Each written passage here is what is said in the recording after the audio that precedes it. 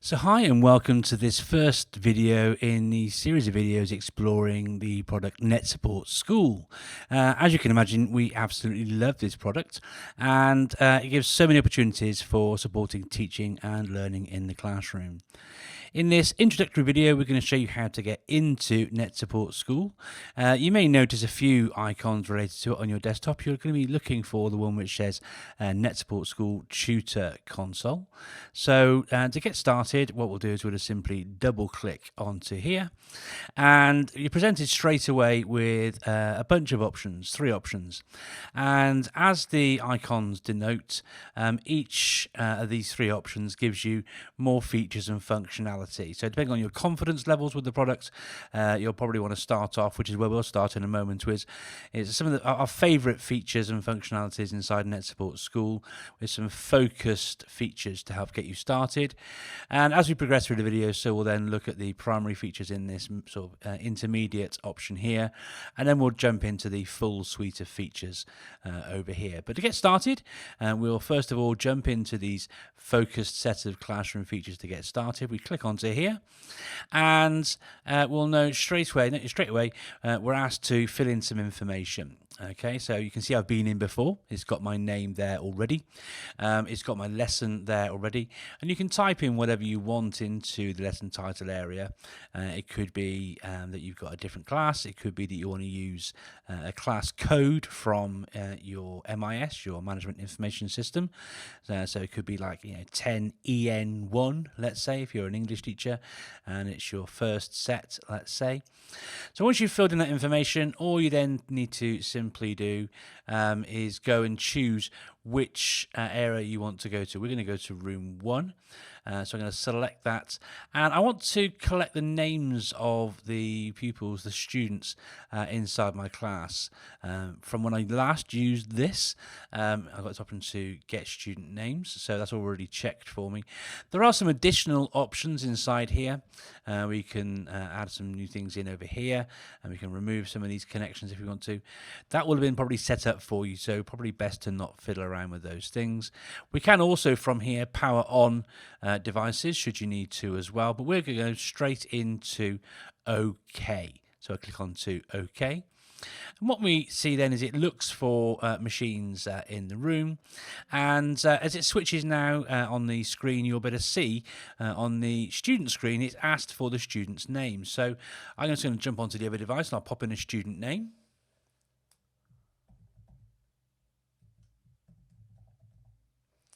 Now, you can see I've typed that in there. I'm going to hit OK in just a second. OK. And it's got some things it's pulled from the client. It's already telling me what devices they are and what the logged on username is and their first names and stuff.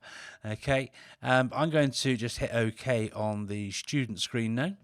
And that will then update automatically on this screen here. So it's then changed to see Bob and Smith. If I go on to the other screen, you can't see this one, but I'll just put in another student over here. Let's call them Amanjeet Singh, let's say. Hit OK on there, and that then updates on here as well. We're now good to go. We hit close, and then we get a bunch of options which we'll dive into in just a moment. So here we are, still in easy mode. We've managed to get ourselves on. We've gathered our pupil, our student names, and here we are in the easy mode console. As you can see, there's a variety of things giving us information. We can see, for example, there are 2 students in my class. If only I had classes with 2 students, eh? We can see how long my lesson's been going on for. If I'm running a language lab, I can mute the audio on pupil devices if I want to. If I haven't already got them, I can go and get student names. I can also end the class. If I'm stuck, I can also actually go into here. If I click on here, it'll load up a web browser and take you through to the help page where you can find out more about easy mode if you wanted to do that. And if I wanted to end the lesson, I can obviously just click quit the tool completely there. That will both end the class and quit the console for me. We'll notice this these little 3 lines up here, often called a waffle or a burger. If I click onto here, we can see we've got options for how the interface looks, and we can also go into the theme and make it light or dark, or change the colors, depending on what we need for our accessibility needs. We've got some other options. We can do things like lock student screens. So I click onto here, it will lock the pupil screens, and I just click onto it again to unlock it, and I'll bring the pupil screens straight back. I can blank screens as well. I can block the internet, so I can make it so it's a lesson where, let's say I'm delivering a test or something like that, where I don't want students to have access to anything on the internet, and then I can block their internet. And I can also take the temperature of learning or well-being in the classroom very simply using the feedback and well-being option here. Now, I can write a question in here, but often we'll be using things like NetSupport School actually inside a classroom environment. So I'm not going to type a question here. I'm just going to ask a question. So, I've just taught you something. Rank your confidence 1 to 5, with 1 being I really don't get it, and 5 I'm highly confident. I choose this option here, and as I scroll through, you'll see there are lots of other options, and it could be linked to well-being, it could be linked to how students are feeling, so forth and so on. You can use it in a variety of ways.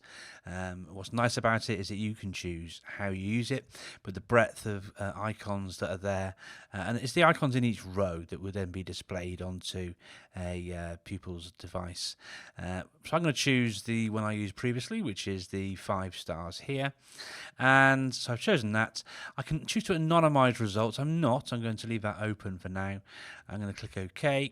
So I can ask my class, so, we just learned about this particular thing, whatever it is, how rank your confidence 1 to 5, 1 being I don't get it, and 5 being I'm highly confident.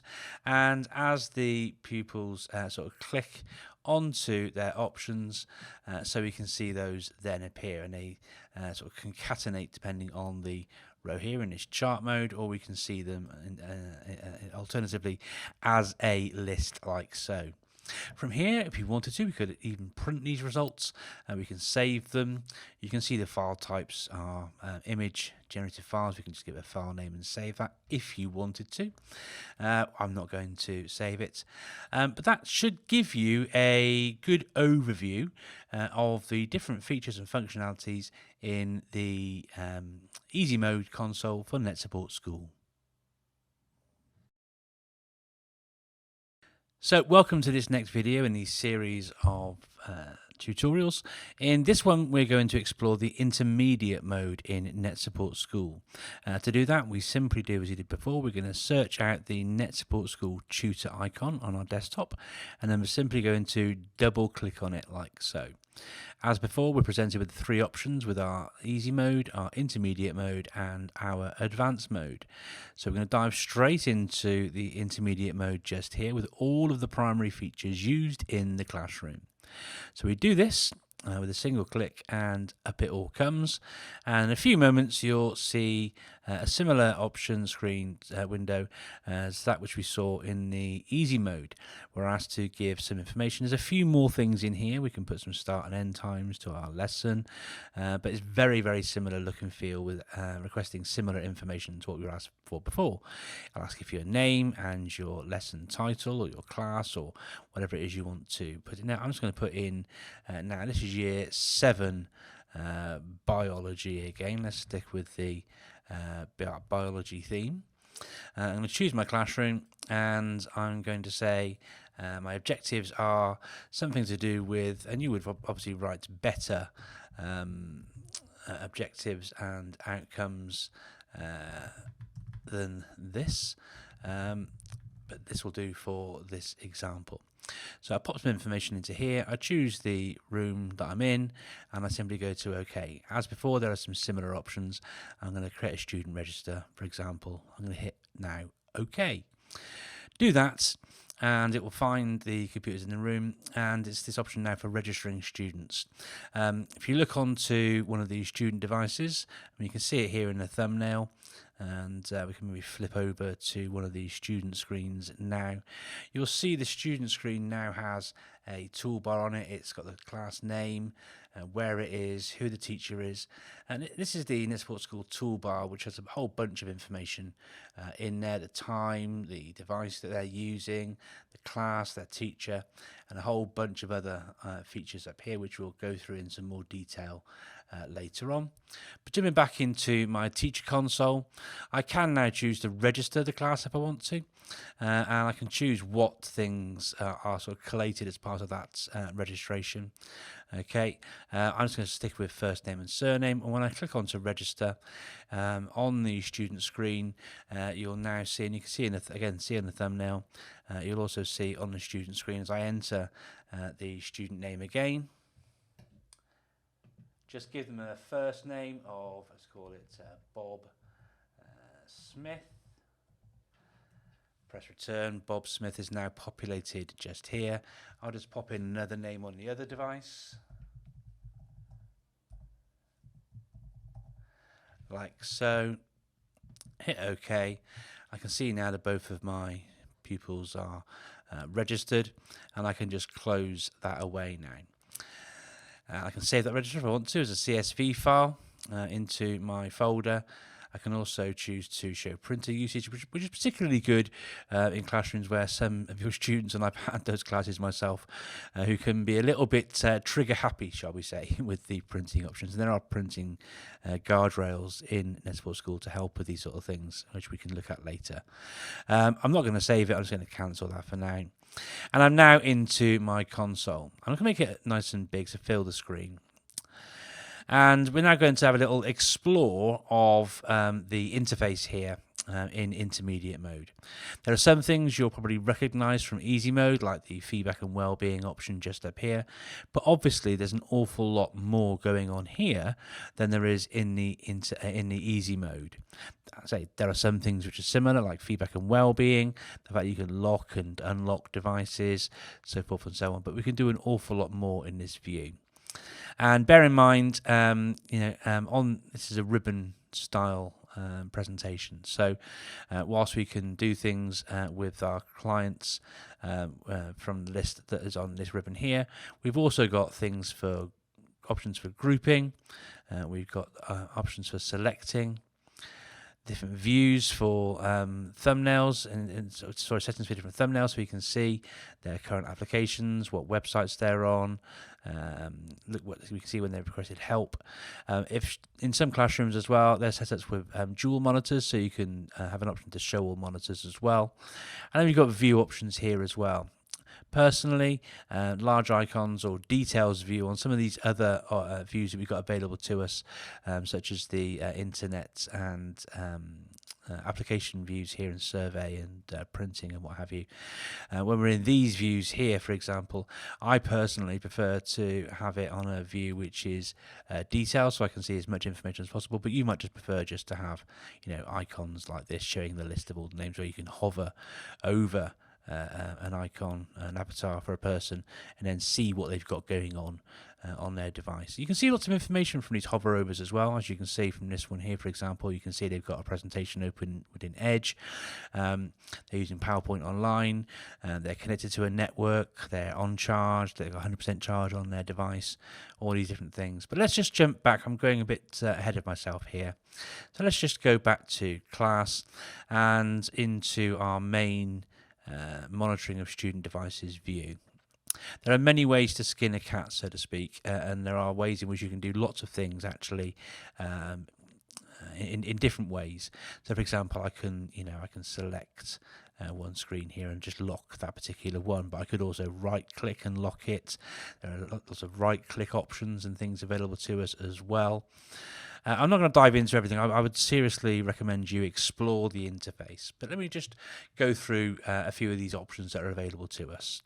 So we've got the student register, and if you click on the drop down, you can see we've got a bunch of things that we can do here. We can pull the register, we can get a registration report, we can sign out. We've got some action options available to us that come up once we've selected one of our thumbnails. Notice it's grayed out until you actually select a device. Control click is an option as well. I've only got 2 students in my classroom, but if you had multiple students, if you click on one, let's say you've got 3 students who finish work and you want to send them some extension work, let's say, you could click and then press Control on your keyboard and then just select the others wherever they are and send messages or send files or these different things using that sort of functionality. So you've got the actions section here. You can lock and unlock devices. A lovely feature, well, there's 2 lovely features here actually, both related to teaching and learning, and I would suggest a bit of supported sort of digital cognition, helping students focus themselves when they need to be focused on certain things. So let's say I wanted to stop my class and show them something of note from a resource that was on my device. I can click on to show, and I can easily show my desktop to all students. Okay, so it could be that I want to enable that audio during the show. I can, even though devices might be locked, I can create a replay file of the show for the students.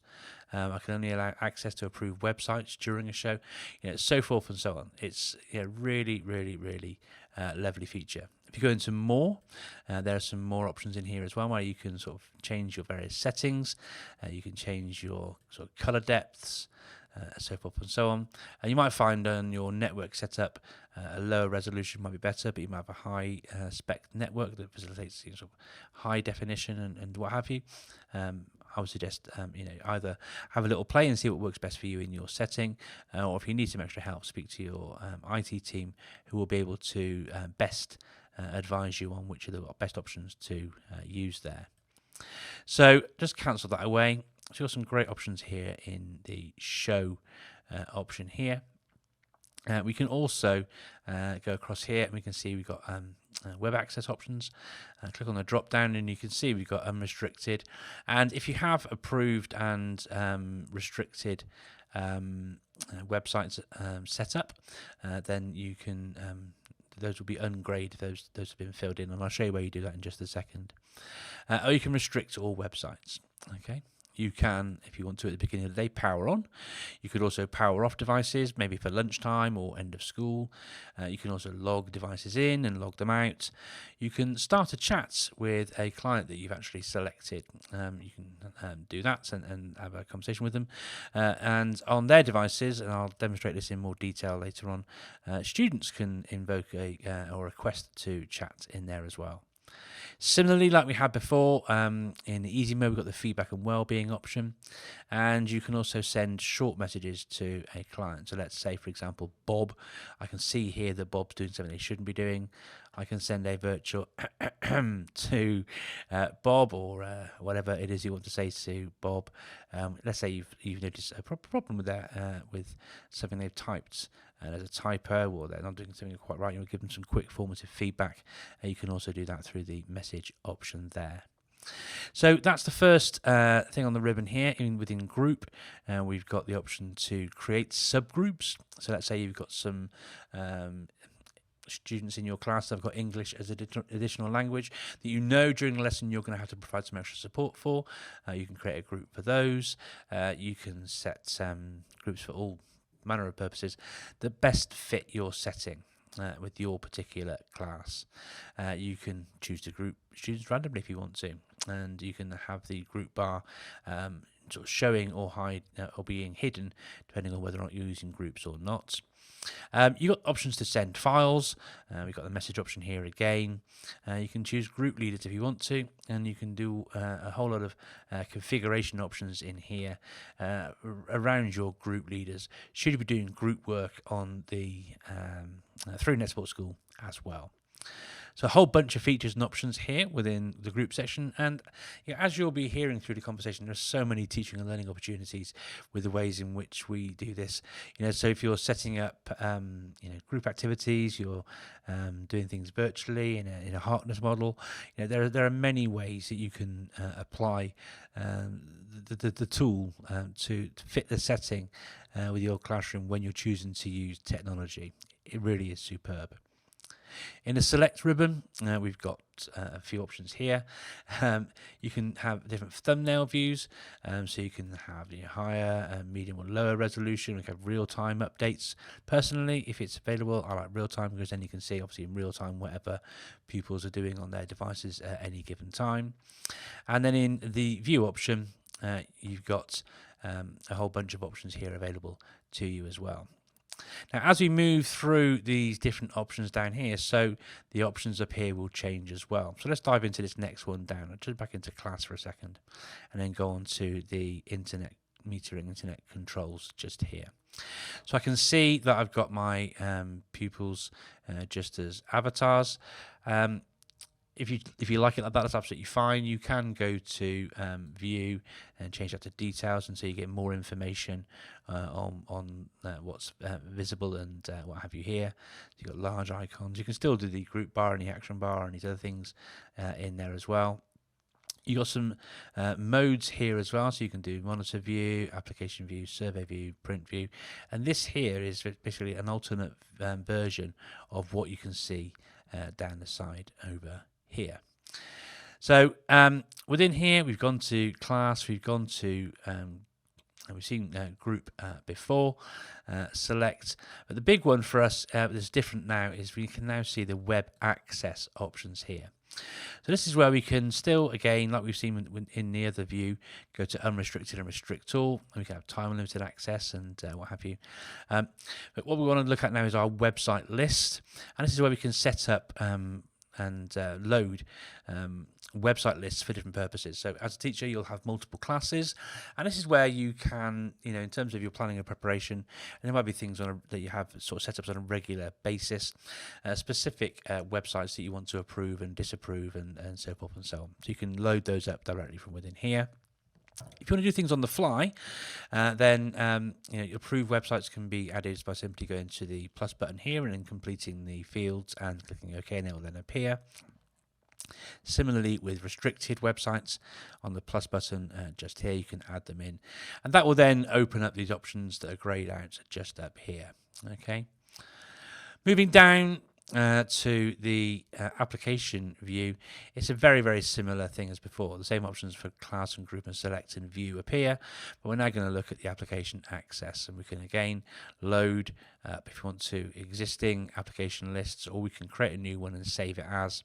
So it might be on a regular basis you want to allow things like PowerPoint and Excel and Word and Edge. Okay, those are your standard allowed apps. So you can have that in a pre-populated list, and you can just load those straight up and use those. Happy days. If there are certain things on a less frequent basis, then you can add in approved ones manually just here. Or if you want to restrict things, let's say Minecraft as an example, you can choose to add those in just there. And again, once you've added those in through the plus buttons here for restricted or here for approved, it's simply just a case of choosing approved only or blocking from the bits just here that are currently grayed out. We have got a survey tool, and I'm going to run through the survey options a little bit later on, so I'll leave that for now. This is where we get through to surveys, where you can survey pupils within your class, and here are the options around printing and how you allow printing with various print thresholds and so forth and so on. One thing you might like to do, with my teacher hat on, I often sort of start from the point of blocking printing rather than having it unrestricted, blocking printing as the default, and then allow opening it up as a lesson progresses should it be something that you want to actually happen. Although it may well be in your ecosystem you actually have work submitted digitally, which is obviously a very green approach, so you can do that there. There are other options around the screen. I'm just going to jump back to the main sort of thumbnail view like this. There are some other options available to us. I'm just going to dive down into the corner over here. If you want to, depending on how your class is set up, and how many devices you've got, you can increase and decrease the thumbnail size here. You can go onto auto to automatically size the student screens to fit the window. You can choose to zoom in, student windows, and there's a whole bunch of options here for selecting students. You can select powered on machines, powered off machines, so forth and so on. And then there's options for displaying objects in different ways on your screen. Other information inside here, you can see displayed just here. So you can see there's 2 students, and we'll jump into that option in just a moment. And then the final area to look really is up here for lock all. So you could just quickly go and just lock all the students there if you want to, and then unlock. You've got the internet option there, so you can just block all internet quickly there if you want to. There's a lesson timer you can invoke to sort of show how long the lesson's going, keep an eye on all of that sort of thing. That runs as standard in easy mode. You'll remember seeing hopefully the lesson duration right in the center of easy mode. And then just here we've got an option to configure the quick access list if you want to. And as in most applications, you've got your minimize, maximize, and close options just up here. I did say there was one more option. Of course there is down here. If I go on to room 1, I can refresh. Let's say a pupil has arrived late to class, just logged in, their device isn't appearing on here. Simply hit refresh, and then that device will then appear into here. And then of course if you want to end the class, you can simply disconnect the current class and choose a new one by going to end class. And there you go, intermediate mode in NetSupport School. So now that we've had a look at NetSupport School in easy mode and intermediate mode, we're going to have a look at how we can get into advanced mode. Now, you can move from intermediate mode into advanced mode from within intermediate mode. So one way you can get in will be to choose the advanced mode from that initial launch screen that you saw when we load the console by double-clicking the icon on the desktop. Another way, which you can move directly from this intermediate with more directly popular, I would say, features of the product. The way you can move from here into the advanced mode would be to go to options over here on the right hand side. So if you go into here, you get a whole bunch of different options that come up for you. You can find out about the software, the license, technical support, statistics, other things. Click on contents, and that will open up a browser page with all the documentation that surrounds NetSupport School, from all of your technical support type things to how you use the tool and all these different things. You can search within there as well to try and find specific answers to questions if they're not covered, or you don't see them inside these videos. So you can find that very simply by doing that. If I turn back into options here a second, you'll also see there's other settings in here and things related to your network settings. It's likely that in most cases, for most teachers, you wouldn't need to go into here. Okay, but if you want to have a little look around, please have a little look around. But it will have been set up for you by your network team, so that there isn't really any need for you to dive into there. But if you want to, by all means, have a little look. But it's in here. On the reduced interface option, we get the focused set of features. If you choose the option here, you'll then see that it flips over into a much more detailed, feature-rich version of NetSupport School. There are many, many, many features in NetSupport School, and we're going to dive into all of these different features in the rest of this video. Please use the chapters to help you navigate through to the sections that will be of most use to you.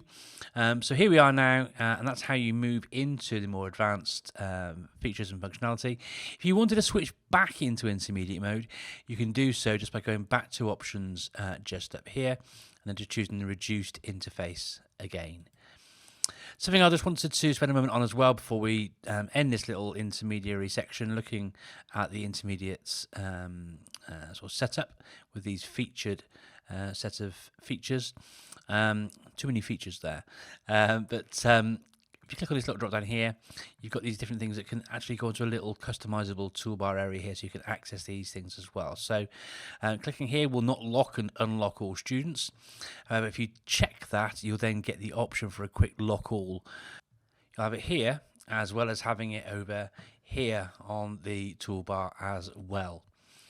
So there you go, you can add those things in. And just a very quick thing to wrap it up, you do have the lesson timer feature here. So you can, if you've got it turned on in here, show the lesson timer, you can then click onto here and you can set your lesson your timer for 15, 30, 45.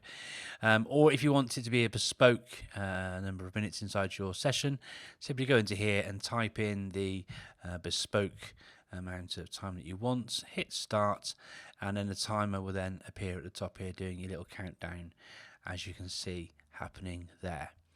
So now let's dive into a bit more depth, exploring the advanced modes in NetSupport School.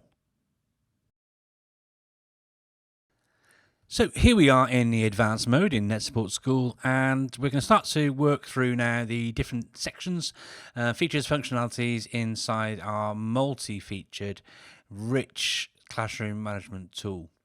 The first thing we're going to do is start at the very beginning. On the left-hand side here, we can see the option for Student Register. Now, there's options around Student Register when you first log into the product, but let's just say you've just signed everybody out and you're in a position where you want to just start a brand new class. So you'll notice the icon here is just an icon and nothing else. That's important, and I'll explain why in just a second. So simply click onto Student Register, and it brings up your Student Register options here. It's pre-populating information from the last time I used it, so it's got my name in here, it's got the class that I'm running and the objectives for the lesson. Obviously, you would say more than this, and you probably spell photosynthesis correctly as well. So I'll fix that whilst I'm talking. I'm just going to keep this here because it's just there for example purposes. You could gather more information if you wanted to, but I'm just going to stick with first name and surname. And when I hit register, it will then, and you might just hear the little notice on the devices which are near me. If we just switch to this device here, I can just pop in a student name very quickly.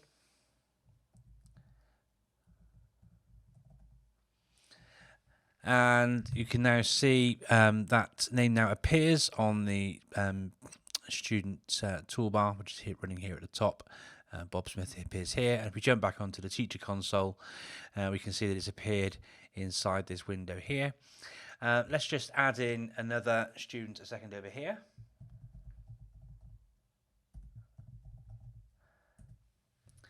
They've now appeared in my area just here.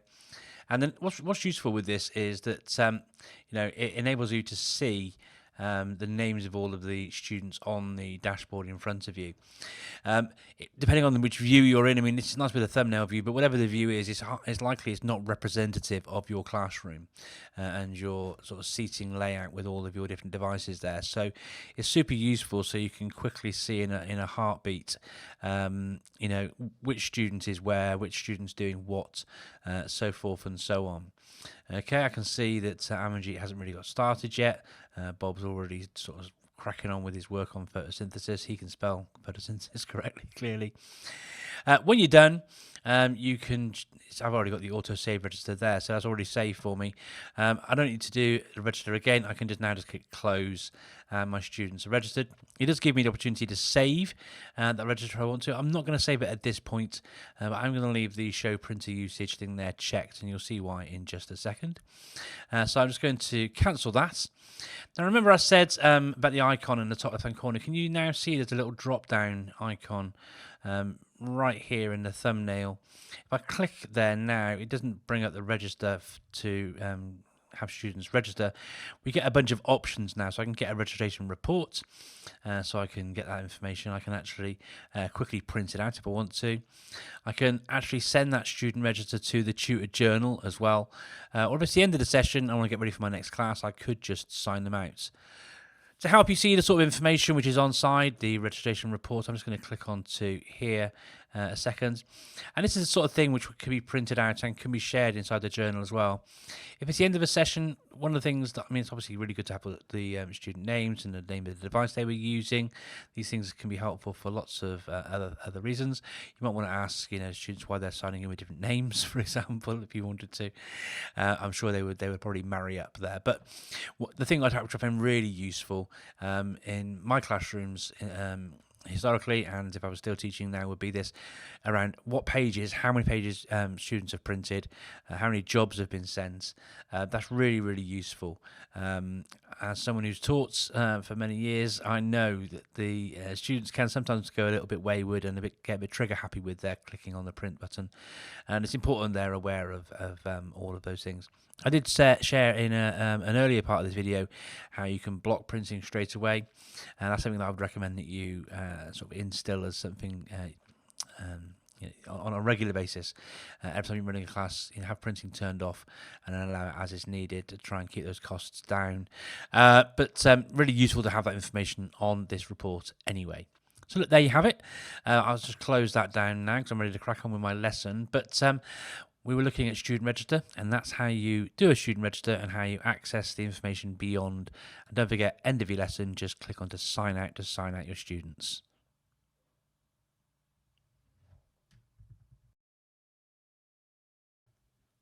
Okay, so look, one of the things that you're going to want to do most frequently with this tool, with NetSupport School, is viewing your student screens. Let's face it, you want to be making sure that they're cracking on and doing the things you want them to be cracking on and doing. And that's where NetSupport School really does come into its own. Obviously, there's the ability to do lots of things to help shepherd your students down the right path by using some of the application controls, some of the web controls to make sure they only use certain websites or certain tools, the things you want them to use. But the reality is you want to be able to, A, see what they're doing, okay, and then B, support them while they're doing the things that you want them to be doing. So we've got Bob Smith working on his presentation on his device at the moment. We can see there's two slides there. This is Bob Smith just here, and what I can do is I can just zoom in a bit so I can see the screen a bit more clearly just over here. Okay. And in this view, it's nice things, what's happening here. And as if I move my mouse up a second, as Bob's doing different things on his device, moving from one sort of slide to the next on his device, so I can see that transition, those things happening and those things changing on the screens. If I just, start changing a few things over here, you can see what's happening on there. Okay, so what's really, really useful is that not only can I see that in the thumbnail, chances are as well that probably, if you're not going to have two students, so you're going to be seeing it quite small if you've got a whole group of them. You can see things are happening, but what you can do is you can actually dive into a student's screen and actually see it full screen. And to do that is super, super easy. The quickest way, the way I've always done this, is to just simply double click on the icon that you can see here. You can do it in other views. If you're seeing just the avatar, you can double click and still jump straight into the view. You can right click and go view client and do that sort of thing. And whilst I'm here, there are other ways you can interact. So let's say, Bob has clearly not got the name photosynthesis correct here. We can just go a bit closer. Okay, so if I've noticed that Bob isn't doing something quite right here, I could sort of, call out across the classroom, Bob, have you thought about, and then giving Bob that feedback. It might be, though, that you're working to rules where at certain times when your students are focused, it's a silent room while they're focusing on their work. So we can do things such as go into the chat, and I can start a chat conversation. I could just message and send a message that says to Bob, hey Bob, have you thought about this, that, or the other, whatever it is.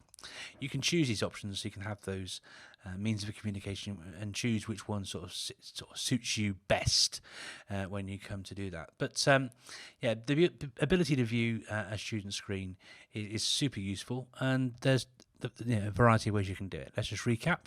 You can double click and it will bring that up. Alternatively, you can right click and go to view clients.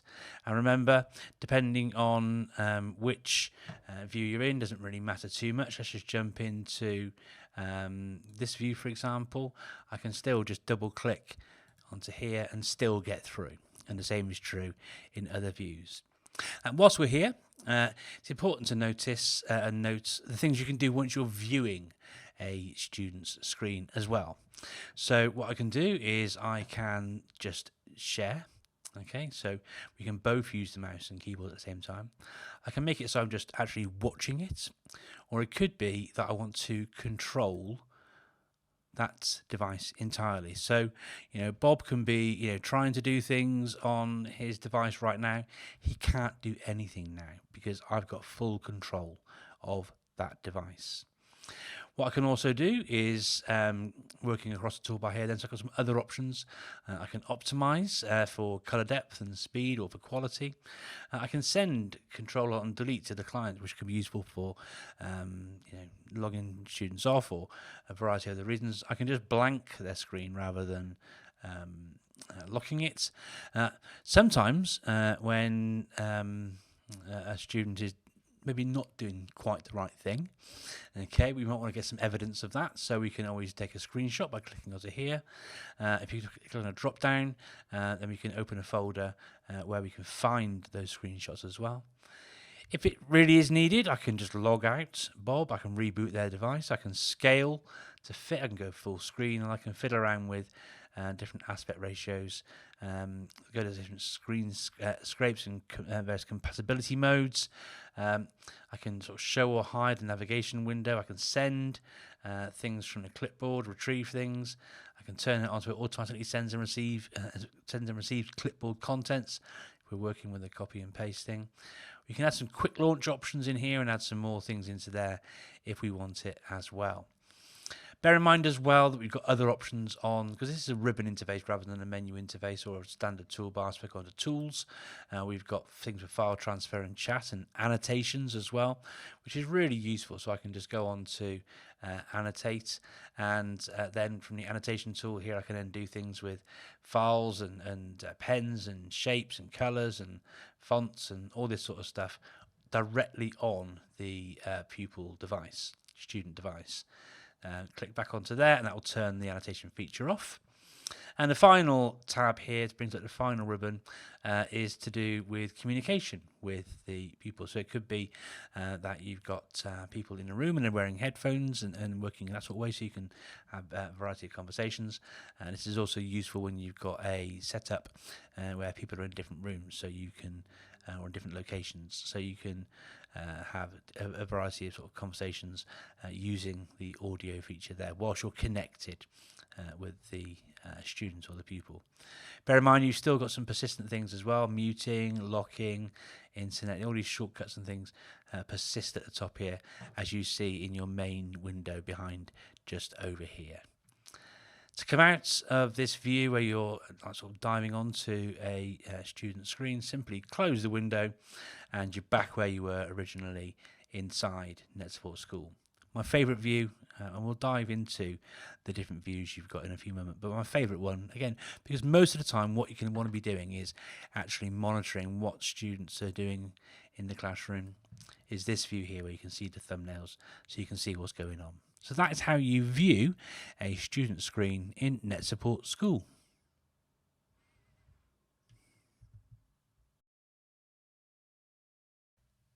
It's fair to say that there are lots of favourite features from our schools when it comes to their use of NetSupport School. But one of the favourite features for teaching and learning activities is this feature here of Show. So yeah, people do love the ability to see student screens, and it's great for behaviour for learning and keeping students on track and being able to see where feedback might be needed in a moment, formative feedback. But the Show option is super useful. Now, if I click onto it here just now, if you're users of the previous version of NetSupport School, you might be wondering, well, where's the exhibit option down the bottom? Don't worry, it is still there. Just simply select the students that you wish to exhibit and then go back to Show, and then the exhibit option is there. Don't worry. Alternatively, you can right click and exhibit and things as well, but we'll talk about those more in just a second. Okay, so the show feature enables you to essentially share your screen onto the screens of others within your classroom. It could be that you want to do that on a per student basis for a group of students, a select group, or to the entire class. To do this, we simply go to show, and there's a variety of options here available to us. There's quick show, there's show video, so you can show a video to the current clients. You can show a replay file, and we'll talk about replay files in a second. You can record a local activity to a replay file if you wanted to do that just to yourself, and then share it later on with your students. You can show a specific application you have open to the students. And there's some variables that you can tweak down the bottom here, linked to the activities that you do. So it could be that you turn on audio during the show, so that comes through whatever students see on their screens. Student is locked and the show appears in a full screen window. This is a nice one. Okay, so it creates a replay file of the show at the students. Now, let's just do these other ones here a second. I'll talk about why this replay file and doing this is a great idea. Okay, this one here only allows access to approved websites during the show. So if you wanted students to do some things alongside what you're doing, do some research whilst you're talking, then you might allow that to be there. And there's some more options in here, so you can change things around the depth of quality and the hotkeys you're using, and so forth and so on. Okay, so there's some extra options in there. But let's just go back here a second and talk about this create a replay file of the show at the students. Whether you're thinking about direct instruction or thinking around some of the concrete examples you might be sharing, exposition and teacher talk is a standard part of most teachers' practice in a classroom. What happens though when a student forgets what you've told them? Well, thing is, what's going to happen is, sir, how do I do this again? How many times, do you have to go back to students and explain things that you've already explained? Now, sometimes that's because the way you've explained it hasn't been very good. There's lots of conversation around, how best to explain things, and we're not going to dive into all of that right now. However, the ability for a student to go back and see what you've explained previously is super useful. Equally, if you've got some students in the room who may struggle to see what you're presenting or showing or talking about at the front of the class, from the back of the class for visual reasons, or maybe there's an obstruction. In one of my former classrooms, for example, I had some pillars in the way. Student chairs weren't necessarily facing that sort of way because of the layout of the classroom, so forth and so on. So the ability to have something in front, as an accessibility feature in and of itself, is really, really useful. But if you then tie in this replay file and the ability that you can send those into the sort of lesson journal feature within NetSupport School, so students can easily access this stuff beyond your original exposition, then you've got a really powerful tool to support your work in the classroom, saving you as well the ability to have to go back and repeat these things to some students who perhaps weren't quite paying enough attention when you explained it in the first place. Thinking about teaching and learning as well, obviously exhibiting the screen of a student to other students gives other opportunities for teaching and learning teaching and learning within the classroom. So, for example, it could be that Bob here has done some work which, whilst good, could do with some improvements. So you could right-click and go to Exhibit and push that screen to other students in the classroom. You can choose at a granular level, whether that's the whole class or certain individuals. Again, like I showed a second ago, as long as you've got the student selected here, you can go to Show and Exhibit, and it's the same option once you click on here as it is when you click onto here. Okay, so you could use that for a conversation around how the student could improve it. You could ask students to collectively assess it and mark it and grade it, and then give some feedback. You could talk about what the good parts are. You could do a what went well and even better if kind of conversation. There are lots of ways in which that is a useful activity that could be embedded within your classroom practice. And again, very, very popular tool, and for obvious reasons, hopefully.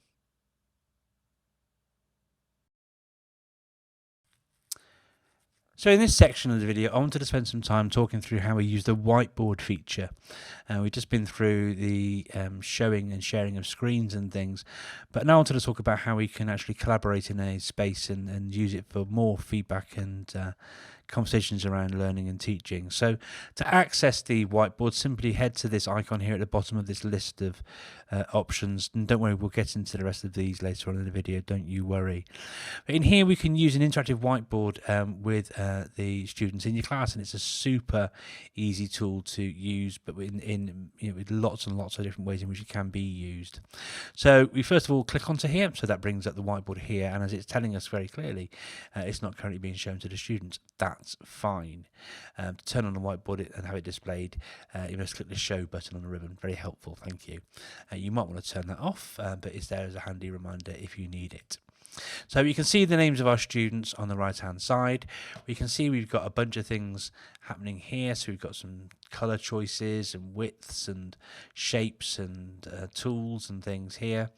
We could insert images. This, by the way, is a really great way of doing things like bringing through like past paper questions where you might have it saved as a cropped image, something from your snipping tool or something. And if we do later on and want to start again, we can clear the whiteboard very quickly by clicking on to clear whiteboard. We can change the canvas size and so forth and so on. But what we're going to do right first of all is just go to show, and we've been doing some simple maths in my class, so I'm just going to write on here some really difficult sums. 2 plus 2. So I could do that, and I'm saying, right, okay, Amanjeet, I'd like you please to answer that question for me. So I can get Amanjeet to work on that in one of two ways. I can either click on their name and then go to give control, or I can go back to their name here and just right click and choose give control there. And once I've done that, Amanjeet on their device can just simply maybe change the color and sort of the width of the response and put in their answer. And unfortunately, Amanjeet has got it wrong. So what I'm going to do now is I'm just going to say, that's not quite correct there, Amanjeet. Well done, good try, but not quite what we were after. So what I'd like now is to switch that control over to Bob. Bob, could you ever go instead, please? And so Bob can go here. He can change his color. He's going to choose that color. He's going to make the width like that. Can you just scrub it out for me, please, Bob? Yeah, thank you, Bob. And could you now just write the correct answer in, please? If you do know what it is, that's very good. Then you can have a whole conversation about how that was worked out. You maybe sort of have a bigger conversation around it. Obviously, this can be used in many, many different ways. Once you've finished, jump back on here now onto the teacher console for the video, and just go back and take control away. And if you want to start again, you just simply go to clear whiteboard. Don't worry as well, this is all still on student screens because show is still turned on. I'm just taking control back myself. We do actually have some more space down here, so I could carry on doing some writing in the space down here. If you want to start again though, just simply go to clear whiteboard and away you go. But if you wanted to as well, you could just save that whiteboard just for references and pop it into the student journal. But for now, we're just going to clear that whiteboard. And when you've finished doing the whiteboard activity with your class, it's just a case of just going to show, clicking onto it again, and that will turn it off the students, so they can then carry on with the work they were doing in class. And that is how you use the whiteboard feature in NetSupport School.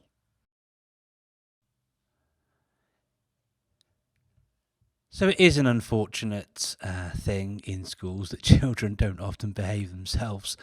And, as a teacher, we've got a whole variety of interpersonal skills that we can use with young people, reinforced by school policy, obviously, to help deal with poor behaviour. Now, often children can display behaviours that we don't want to see when it comes to their use of technology as well. So it's great that we've got these non-digital approaches we can use with young people, but equally we want to have some tools at our disposal to help us when children do things they shouldn't be doing when using technology as well. So a really simple thing that we can do with young people if they are going off task is use some of the features of NetSupport School. And as luck, well, not lucky, is it? But as luck would have it, I can see that old Bob Smith over here is starting to go off task a bit. He's looking at what appears to be a Hey Dougie paddling badge game. Well, I want to deal with Bob and what he's doing. So there's a variety of things we can do. But the first thing I'll do in the first instance really is stop Bob from being able to access this. Right? He should be doing his work on photosynthesis. This is absolutely not what we should be doing. So I can do one or two things in terms of locking his device down so I can then go and have a conversation with him about what it is that he's doing. So I can firstly select his screen like so, and I can go to lock, and that would lock his specific machine. I could right click as well and lock it from here as well. So different ways we can do the same sort of thing there. It could be that I could just send actually just a little message and say, hey, Bob, come on. Keep on focus, please, and close that down. Equally, I could front load my lesson. We'll be looking at this in more detail in just a few short videos, a short time later on in this video, looking at how we can set specific websites that children can only use during the class. But let's say it's open access at the moment. So let's just say I'm going to lock the screen. This is what this section is about. So I would just simply go to lock, and that would lock that screen. And I'm about to sort of leave my chair and go over and speak to Bob, who's doing that. And then I notice that, oh, crikey, Amanjeet's trying to get on Facebook now. So clearly we'll have to have a conversation because this is a year 7 class, so I don't want Amanjeet to be using Facebook full stop anyway. So again, I can right click on lock, or I can just select and just go to lock just here. Well, in my very small classroom, let's jump forward a few minutes. I've had a conversation with Amanjeet and with Bob, and I can just go straight to unlock. Don't select any of these, and I can just simply unlock them. Let's say that Bob's had to go off now. He's actually been quite naughty, says some things. He's not been the best version of himself, shall we say. He's had to go off. What I can do is I can actually then do things like, he's now left the classroom, I can just unlock his device. I can then do things like log his machine off. I can do that during using the sort of administration tools. Just here I could just power the machine down. I could do a whole bunch of things around that. I'm not going to, because obviously this is just a demonstration video. Yeah, absolutely. Controls here so that we can, help keep the learning that should be taking place in class taking place, and keep students focused on their job of learning in the classroom. And that's how you lock and unlock screens in NetSupport School.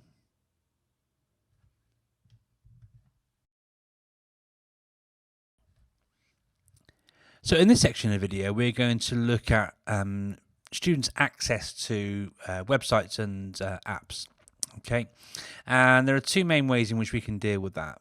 Way one is to set things up in our application and internet controls here on the left-hand side.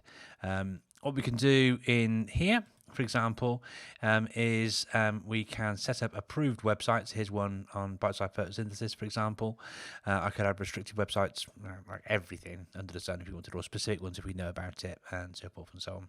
Okay, if we want the pupils to only work on here, then what we can do is we can just say approved only.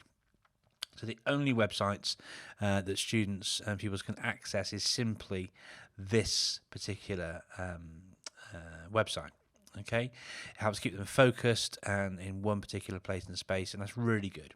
Okay, in a similar way, if you only want students for whatever reason to only be using a specific tool, and then we can do a similar sort of thing by going over to here and clicking on the plus button and then popping in the file name of the file. So it could be like word.exe for Word, for example. Okay, you can pop a description in here, and that will be what appears down the bottom here. And then what we do for that, same sort of thing as we do with the restrictions on here, where we have unrestricted. In here, where we would just choose to have restricted can't currently see it on approved only at the moment because we don't have any approved or restricted applications. But that's how you do it, and you do it the same way with blocked as we do it with approved. Okay. So that's really, really great, and it's fantastic, particularly for those sort of scenarios where you need to lock students out of specific things, maybe in an exam test sort of scenario. Okay, but another way in which we can use this sort of tool is around giving access to websites on the fly. Sometimes we need to get all of our learners onto a specific website. Now, there are two ways of doing this as well, really, because if you have got your approved list and websites, you'll have noticed the student toolbar. If I jump onto this student machine here for a second, we can see on here the internet status, and it'll tell us in there what the websites are if we choose to make them approved only and all these different things. Okay, but one of the things which is a real pain is when you want all of your students to go to a particular website at a particular time. And I remember vividly, writing a URL that I wanted my students to go to. Often it was quite a long URL. It wasn't just a domain. It was a /this, /that, so forth and so on. Inside NetSupport School, we've got a fantastic feature called Quick Launch. Okay, so with Quick Launch, what you can do is you can essentially force a website or an application to automatically open on their device. Most use case scenarios for this one is with the websites. But again, rather than waiting for, what sometimes felt like a year for every child to get to the same place, everyone on the same website, with this, we just simply go to Quick Launch. We just go to Add URL, and we can pop the URL in here. Here's one I found earlier. Put in a description. We'll call it photosynthesis. And you'll be aware of assessment as learning as a strategy and technique, I'm sure. So this website here is one which has got a series of questions around the topic of photosynthesis from, I think, from Britannica. And so if I do send to students now, that will send that to them, and it will make the website automatically appear on, and you can see they're both there here now. Look, see, they're both loading up onto both of my students' devices. And the student can then just give themselves if you jump onto the student machine for a second, just accept that, hit the sort of start button here, and now my students can go through and answer questions. What is the main purpose of photosynthesis? To produce carbon dioxide. Okay. Oh no, I got it wrong. There's the right answer. If I was to be asked that question again, I'd probably remember it because I can see the wrong answer. That's what assessment as learning is, right? So, multiple ways to do similar things. Okay, but it's important you know how to do all of them. Really, really useful. And another great feature tied into NetSupport School, that is the Quick Launch feature, and then the ability to add approved and sort of restricted websites and applications as well. Just a quick note whilst we're in here as well, we do have a variety of toolbar options that appear with the web access and with the application access once we're actually in these places and spaces. Please note that other things that we've been through and talked about before, okay, appear up here as standard, as we have on most of the toolbars, most of the ribbons, sorry, here across the top. Okay, so there you go. There is Quick Launch and the application control and the web control features in NetSupport School.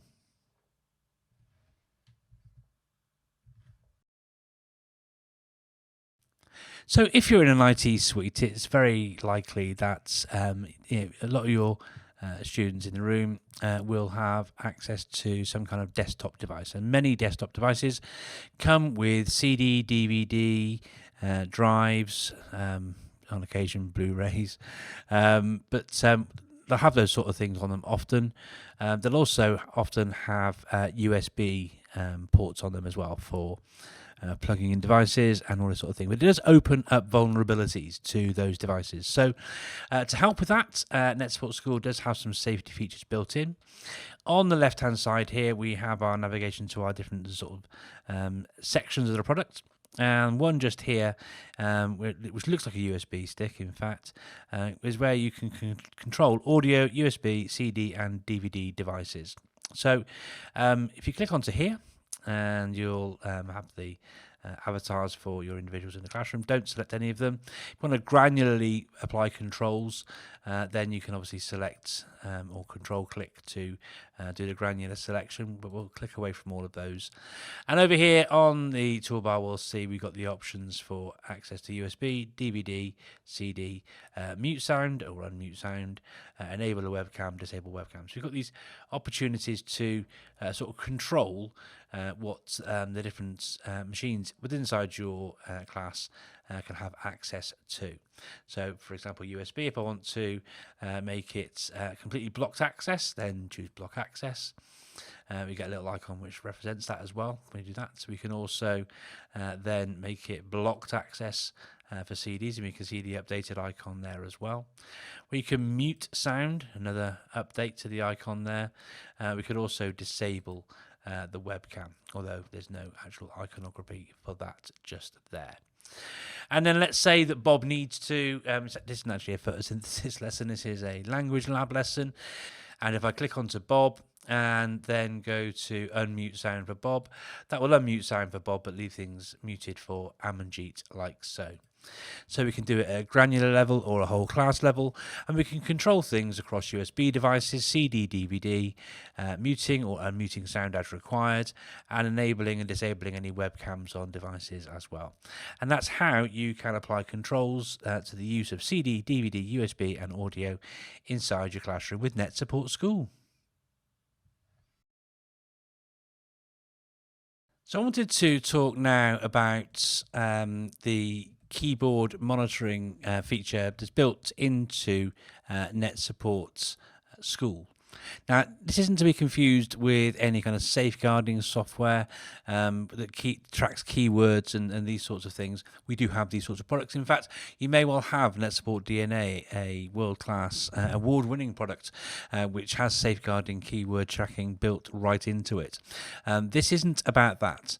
Okay, this is about a tracking tool that checks for keywords that young people are typing in using their devices that are linked to the learning activities in your classroom. Quite nifty, hey? You know, in many classes, we will want children to reference keywords in many lessons. In this lesson here now around photosynthesis, it may well be that we want children to be using words like photosynthesis and spelling it correctly. Things like chlorophyll, the sun, carbon dioxide, green, these sorts of things, oxygen, what have you. So we can add those things in. We can also add in then some inappropriate words. It could be words like chlorophyll but spelt incorrectly, okay, which can then be tracked and flagged and things. Okay, commonly spelt with an F-I-L-L on the end rather than the P-H-Y-L-L. So how do we get all this sort of stuff set up, and how can we make it help us with our learning, and how can we then sort of celebrate good work and what have you with your children in your classroom? Well, it's baked right into this section here with the A that you can see, the monitoring real-time keyboard input section just here. So we click onto there and we can see there's some things been happening on this keyboard already. Let's just clear that and start from scratch. So as with all of these options here, we keep a lot of the standard icons on the ribbon straight away, but on the right hand side we've got some options linked to this keyboard checking. So we can monitor activity. Okay, it's currently turned on. There's no text in there at the moment. I've just cleared that text. We can view the history of things that have been typed previously. We can obfuscate inappropriate words so we don't have to see those, although in this example you might want to see it so you can see where things have gone wrong. Either which way, they're flagged by the cumulative total here in these two columns here. We can also, if we want to, save and load previous word lists or create word lists linked to learning activities if we want to here. But it's easy to do on the fly, okay? So you can just go to the plus button here and then type in the words that you want. So I've done that already. I put chlorophyll with the incorrect spelling just there. To do this, we simply click on the plus button just here. If you have got lots of students as well, if you want a bit more real estate, nice little features, you can just sort of hide that away. If you want to bring it back, you can bring it back like so. So we've got these words in here that we actually want. So let's see what happens when we actually type in the correct words on a child's device. So I'm just going to move over to this device here. I'm going to start typing a few of these correct words, and we can see what happens. Just look around this area just here. So if I just type in, let's say, carbon dioxide is something which is used by the plant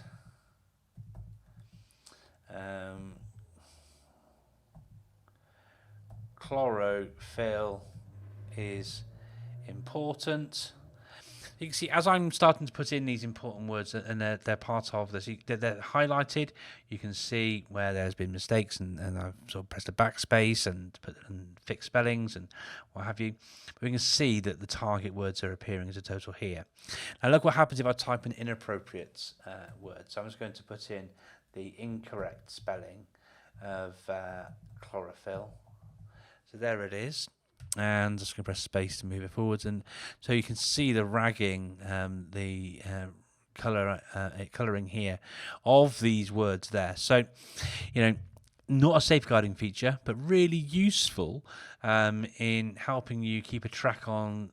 When you've got a lot of children in your class, I don't clearly in my example class here, but when you have lots of children in your class, it's a really nice way of taking the temperature of learning without having to go through and check all of your pupils' work.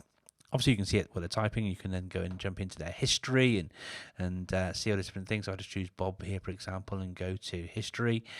You can see all the things that have been sort of typed into here and what tools he's been using and all these different things.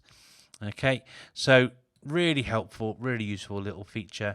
Often not thought of, but really nice here inside NetSupport School.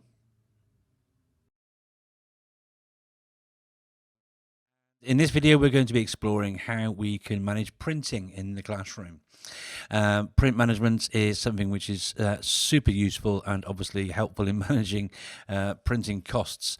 To manage printing in NetSupport School is super easy, like most things in NetSupport School. So to access the print management area, simply move over to the action bar over here. And if you look at the icon, which looks like a printer, then click onto there.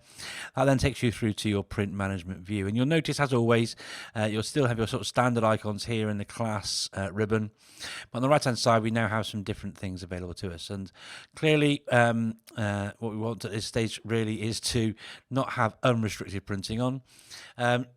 Students will print, they might double click on the print icon by mistake, given you often have to double click on files and other things to open it.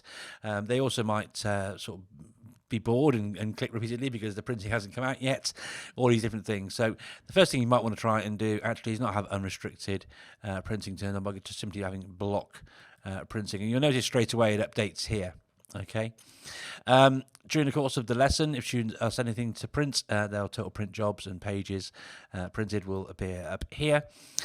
Your printers are located all here on the right hand side in your printer list.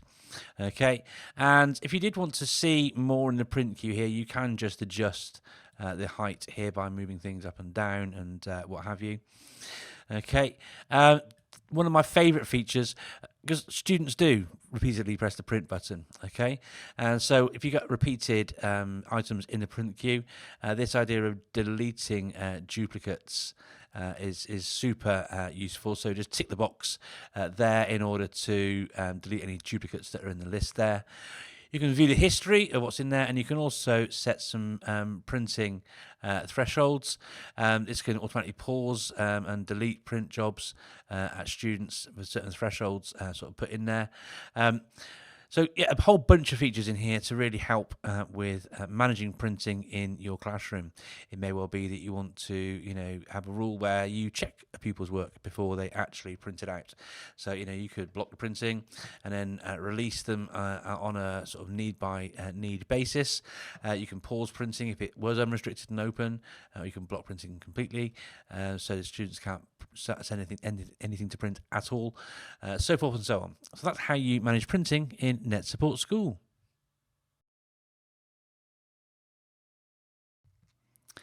In this video, we're going to look at the random student picker. This is one which allows you to select a student at random in your class for whatever activity you want to be doing this.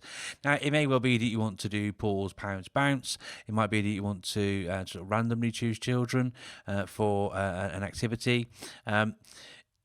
Sometimes you want to do that manually yourself because you know who you want to actually ask and have sort of respond to a question that you might have. But sometimes it's nice to sort of use technology to do that. Many times in my class, I had students say, "Sir, you always pick on me." Well, if you leave it to the technology to do that job for you, then obviously that's going to be really useful. To get into the random student picker selection, simply on your monitor student machines field here, just go into here.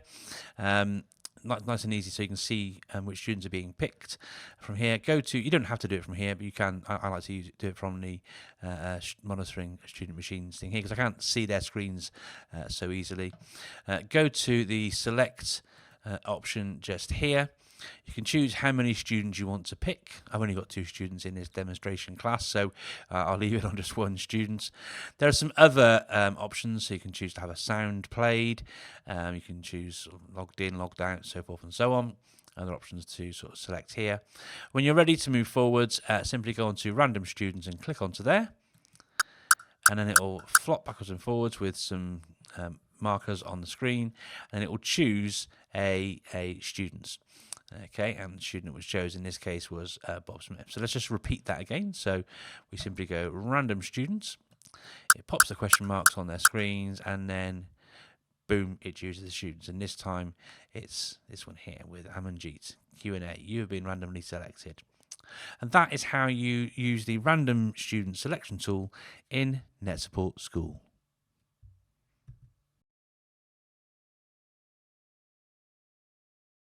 I'm going to be giving you a walkthrough of the Q&A mode or the question and answer modes within NetSupport School, which can allow teachers to make their lessons a little bit more competitive and engaging by using what we use and what we refer to as gamifying the lesson. So within the Q&A mode, I can select here. I've got some options at the top, which allows me to choose what question I'm going to send my students, and also some settings around whether they get rewards, whether it bounces to other students if somebody gets it wrong, and so forth and so on. We also have the option to include an audio sound, which just makes a couple of sound effects come out of the student devices so that they know they've been selected, or they're the ones that have been buzzed in for the question. So, as the teacher up here, you've got your question types, and there are several to pick from. The first one we're going to look at is the first to answer. So, students are asked a question, and it's very similar to the popular game Buzz, where one of them will buzz in, and the quickest one gets selected to then answer the question. Now, as the teacher, I can give them some thinking time. If it's perhaps a maths lesson and requires some calculation, we can give them, say, 10, 20 seconds to think about it. And then we've got time to answer the question. So the students will all get an option to buzz after their 25 seconds. If they get it correct, they can earn a star, which you can see in the top left of their thumbnails, which is also displayed on the student screens. If they were to get it wrong, we can have the option that it will automatically bounce to the next student, so it moves on, and you can choose if you want that to continue bouncing to every student until somebody gets it right. Now, in the options here, I do have the ability to adjust whether students get a reward for getting a question correct.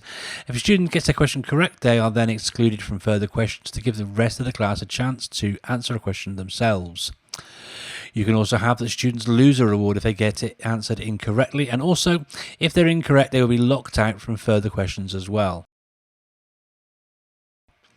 You can display a results screen for your students' questions, and this is really good because it shows who's earned the most points.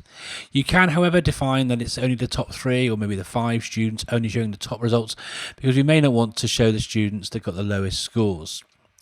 So now in here I can select OK, and I'm going to verbally ask the questions to the students, and I'm going to hit go. And now on the students' devices, they will see that there is a thinking time countdown. Once that countdown is completed, the think button will change to answer. I should have done it less than 25 seconds, and now when it's completed, they will have the option to answer. So I've buzzed in as one student, and you can see that Matt Smith, the student, was the first one to buzz. So now he's going to verbally give me his answer, and if he's incorrect, it's now bounced to Bob, and now Bob can answer. He gets it correct. So he's now earned a star and he's excluded from further questions moving forwards. And then we can press stop. So that is the first to answer. Next we can do enter and answer. And again we can do the thinking time, which I'll make a bit shorter this time. We can also give them a time limit to enter the same options as before about earning rewards or bouncing. And then we press OK. And all the students will then answer this question. So I'm going to again verbally ask them a question. What is 10 times 9? The answer being 90. Let's hope you get that right. Now you can hide the answer because if you're using a projector or smartboard, you don't want students to see you typing in the answer. There you can also specify whether it's a case sensitive match as well. So if not, we can allow for slight margin of error on the spelling, whether it's maybe like the name of a capital city that they're just slightly spelling wrong. So now we can press go. All the students on their devices have their thinking time yet again. And at this point now they've got the ability to enter the answer into the taskbar, into the text box even, and you can see if they get it correct or not. The green shows that Matt got it correct and Bob got it wrong, and again a star can be earned there and you can see the scores of the students.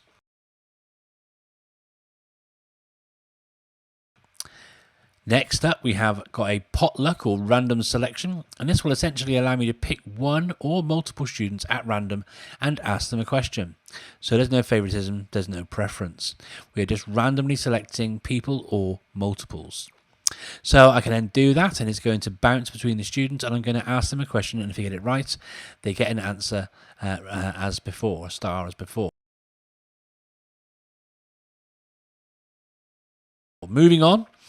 We do have the ability similar to the first to answer and entering answer, and we can do them as team-based questions. Now, as an example, I've got a group up here for additional support. So one of my students is an additional support versus the whole classroom. Now, this actually allows you to potentially set up other groups like Team A and Team B. And therefore, when we do team first to answer, you've got the option in there, not in there. You've got the option, okay, then do randomly assign team. And so you can split your class into two, maybe 3 teams at random. You can allow students to select their own teams by separating the different team names with a comma. You can also use current groups. If you've got multiple groups with a student specified in them already, like Team A and A Team B, it will allow you to use your existing groups in there. So then we can now run our first to answer, select OK, and select OK in there, and it's going to show us the team summary. And then we go. So we're now asking a question, and the students are technically in Team 1 and Team 2. Let's see, we've only got 2 students, but when you've got a classroom full of 30, it's a lot easier to see that visibly. And then somebody can answer. Somebody can answer first and second. They got it correct, so their team get the point. You can actually see the star listed against the team name at the top as well. And then we can go on to the next round and ask a further question to that. Very similar again. We can do the team-based enter and answer, which works very much the same way again. Assigning randomly teams, letting them choose or even keep the current teams. And you can choose whether you want to reset the points from the previous round that we've just done, or whether we can keep the current teams and continue. Now, on the enter and answer basis, instead of the verbal questions and response basis, there are the settings modules there and the volume. Again, we've already covered those. And that is the Q&A module, essentially. And you can see on the student screen how many stars they have earned throughout the quiz. I'm going to be showing you the Student Survey tool in NetSupport School, which is a great tool for your teachers to be able to gauge student feedback, ask questions, and prompt class discussion. Now, by selecting my survey tool down here, I can see my students in my classroom. I've got the ability to set some questions and push them out to the students. So by selecting here, this allows me to manage the different survey questions that I can send them. It could be something like, what is the square root of 144 in a maths lesson? And you can get the answers, different answers for them. For example, it could be a science lesson. It could also be used as a well-being tool. So at the beginning of a lesson, teachers can ask the class, how are you today? And engage students in a conversation. The feedback from their students, getting a general feeling for the day. If any students acknowledge that they're having a bad day, that's useful knowledge at the start of a lesson to understand that students might not be having the best start to the day or performing to their best, so you can help them in your role as a tutor. So in here, I can manage and I can create custom responses. I can add a new question in here, type it in. What is your favourite subject at school? And in the responses, we can do custom responses. So I could say maths, English, science, PE, add that, and now we've got a question in there to use at our disposal. So from here, I can then select on the drop down which question I would like to share to my students. So I'm going to have, how are you today? It's down here as well. So you can type it in down in the bottom section, and I'm going to issue that out to all my students. And as you see on their screens, they've got the ability to say okay, good and bad. Now that I've selected those answers, we're going to see down here the results of how our students answered the survey. This is really useful for us to see who's answered and what way and what student it was. Now this question I've used is here as a wellbeing tool, but it could be a way to understand if any students need any additional support or so forth and so on. You could even use it as a confidence checker. And if anybody isn't feeling too confident on a topic that you've just explained, you could then use this to put them into an additional support group. So I've got a student here in an additional support group, and that will allow me to support that student remotely with sharing my screen, launching the right resources to help them and guide them through the lesson. Additionally, with our students, where it shows our survey results, there is the ability to automatically group students by their responses. So again, where you've got a group of students that are confident and a group of students that aren't confident, we can automatically group them together, and now you've got a way of directly supporting that group of students based upon their self-selected confidence level. Depending on the question that you've asked your students, you can choose to show them the results, and those will appear in a pie chart format for the students to see. Depending on what the question is, it may be an opportunity to spark a class discussion. You could, for example, ask student A, why did you answer, and justify your answer, and then student B, who answered something else, could ask them why they feel differently, and this just prompts a little bit more engagement in the lesson. So, now I've finished that, I've got a survey list up here, and I can store and load in surveys from a list in the future. This is really useful in schools because it allows teachers to share survey questions that they're using, not having to duplicate and replicate additional workload. You can create one long list, and then you can issue that out to everybody else who may need those as well.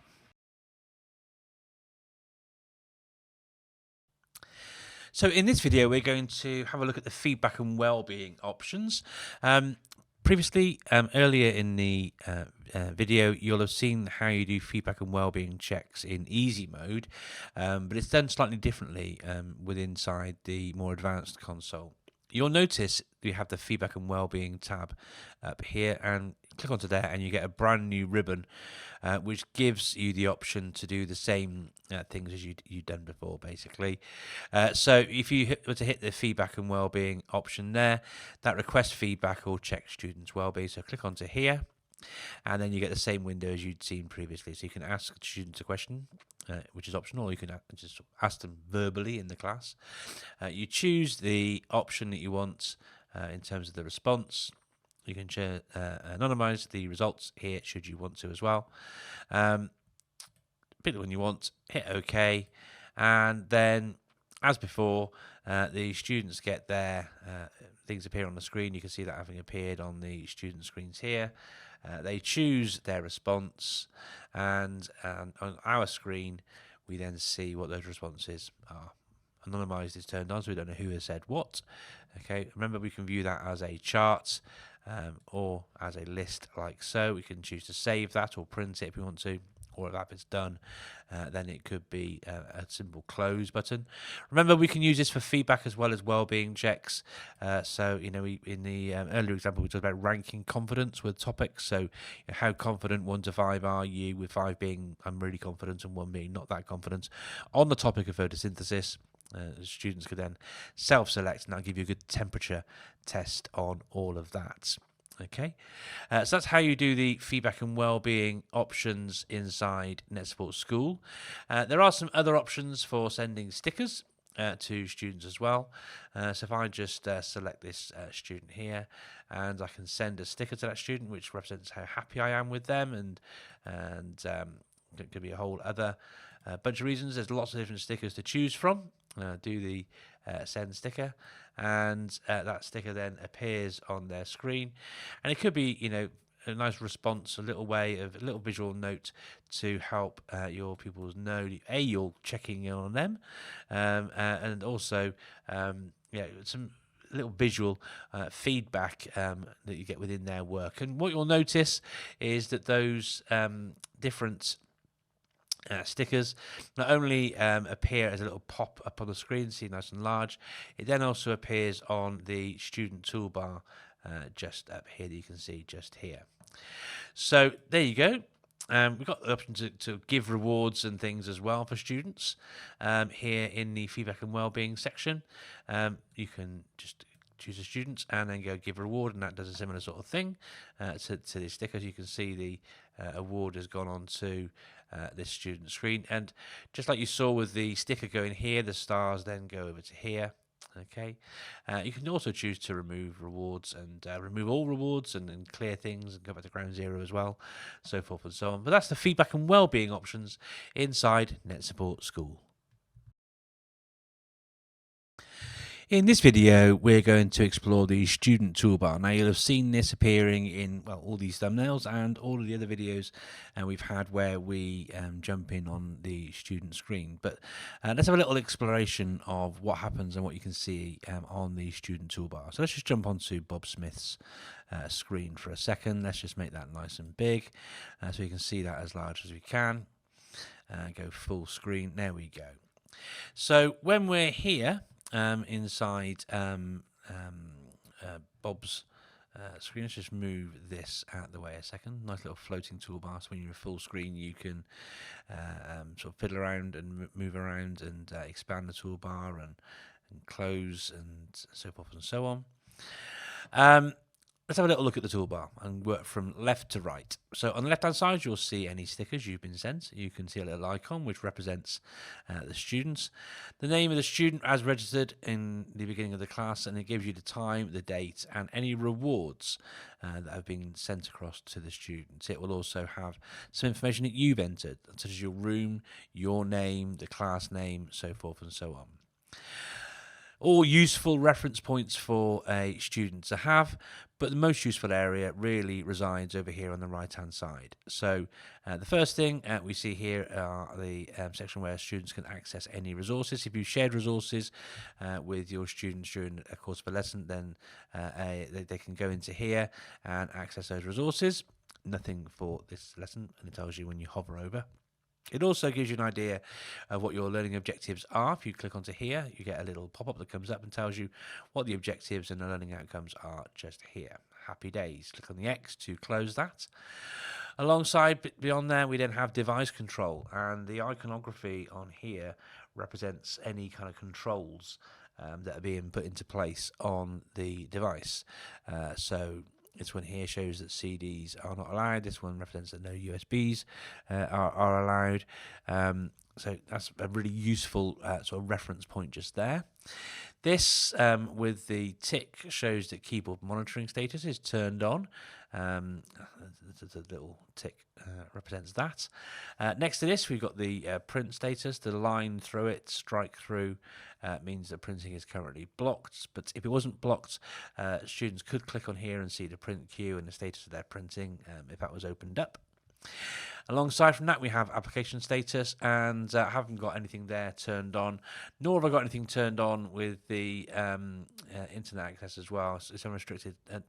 One thing to be mindful of, if your students are working through things, and I recognise that this is open from earlier, where we were doing the student off task, but let's just close those down for a second. Okay, yeah, when you turn on limiting of websites, so if there's an unapproved site open at that time, it will close those those tabs down, so just be mindful of that. And if you have got restricted sites, then you get a web page comes up and it tells you, what is the approved sites on the list. Normally, it's got branding on it and things. It isn't at the moment because I've actually made the internet unrestricted again, but that would normally come up with the NetSupport logo for NetSupport School, and then an icon here representing the website, and then the link that is the allowed link. Okay, so that's what will appear normally in those circumstances. Alongside from the internet and the application status, you have the journal where you can add notes and things into your journal. These two options here are useful for students in particular. This one here, request to chat, so students can't just start chatting and just start bombarding you with loads and loads of questions. They can request a chat, and that will appear on your dashboard, so you can then respond back to your students. Alternatively, on the end here, you have a help request. So that's like a virtual hand in the air to get your attention, so you can then go and either in person visit that student at their desk and give them a hand, or then invoke a chat with them and start having a conversation around it. So there you go. That's the features and functionalities of the student toolbar in NetSupport School.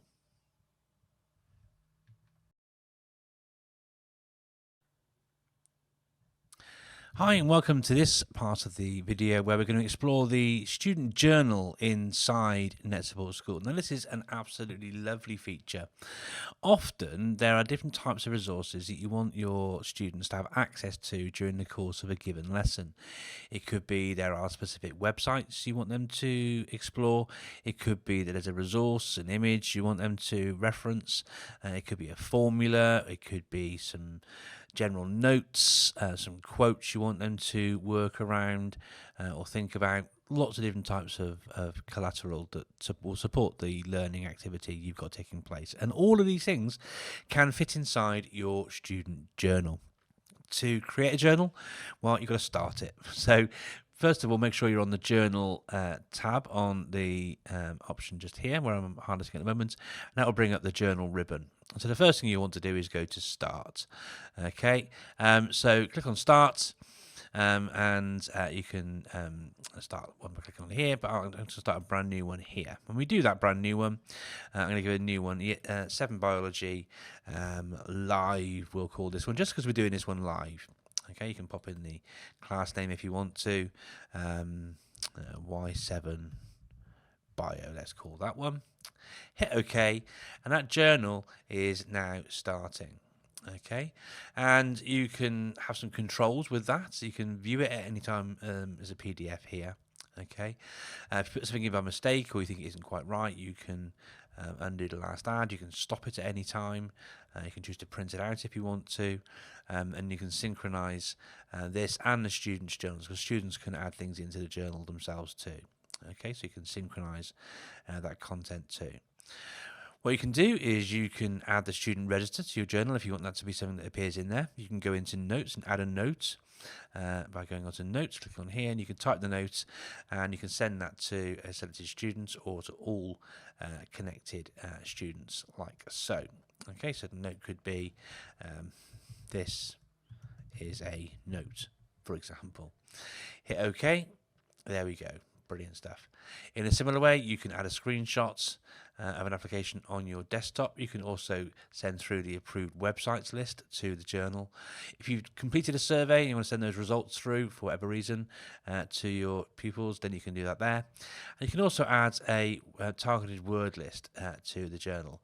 So clicking onto here, it could be these keywords that you want students to reference in the lesson. So let's put in things like chlorophyll, carbon dioxide, etc., etc. Again, selected students or all connected students. Hit OK. And all these things then go through into the journal. Okay, so when you're finished, you can hit stop at the end of the lesson, and that will just stop the journal and make it fully visible and viewable and things. And the beautiful thing is this journal is now available to your pupils as well. Okay, so as it's being worked through, they can view it on their screens inside their journal. Okay, so the journal is over here. They can add notes and put things into it themselves, and they can access the journal themselves too through here. So that is the student journal feature in NetSupport School, a really good way of getting information for individual pupils if individuals need it, or for the whole class as well. Don't forget, of course, you can sort of send files to students using the tool as well. You can use a file transfer feature here, for example. Okay, so there are other ways in which you can share resources with students in the class, but a nice way of doing that in a one-stop shop document, like I say, is the student journal, which is well worth exploring if you haven't had to play with it before. So I hope you enjoyed that and give it a go. Let us know at netsupportsoftware.com or on our socials at NetSupport Group on X, NetSupport on LinkedIn. Yeah, I hope you enjoyed that. Thank you for taking the time to watch the various chapters in this video, exploring many of the different features within inside NetSupport School. There are far too many to cover in one video, unfortunately. But thank you for exploring the things we felt would be really, really useful to you. If you wanted to look forwards and look to more features of functionality, we definitely direct you to have a look at the work planner. The work planner is a great place where you can do things like send work and collect work. You've got options in here around student resources. You can even create your own lesson plans where you can automate things to go across a lesson where it will just open the tools you want the students to use, like Notepad, for example, or Word, or block the internet, or send a quiz, or all these different things. You can do all of that inside your lesson planning tool. Here's one we made earlier, for example. Something else to consider as well, further exploration, is the administer section. Again, really, really useful tools in here for doing things like powering on and powering off and rebooting student devices, logging them in and out, and managing the accounts on the device. There's a whole bunch of things with different settings. There's tutor assistance. You can go in and work on your replay files from when you've been showing. There are lots and lots of things you can explore beyond what we've shared in this video today.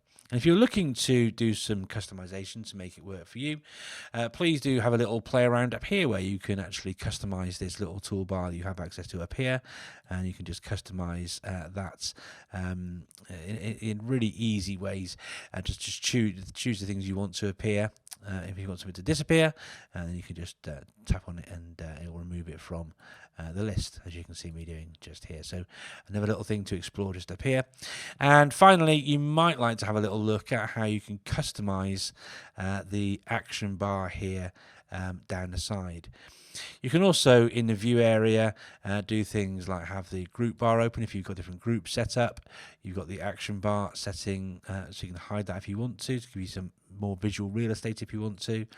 You can also, if you want to, turn the student toolbar on and off if it's not something which you want them to really see, and things you can turn that off on their devices too. We should see that update on their screens. There we go, any second there. You can even, if you want to, brand your background as you want to with a file of your own choosing, clearing the background there too if you want. There's a lot that you can play around with beyond what we've shared today in this video.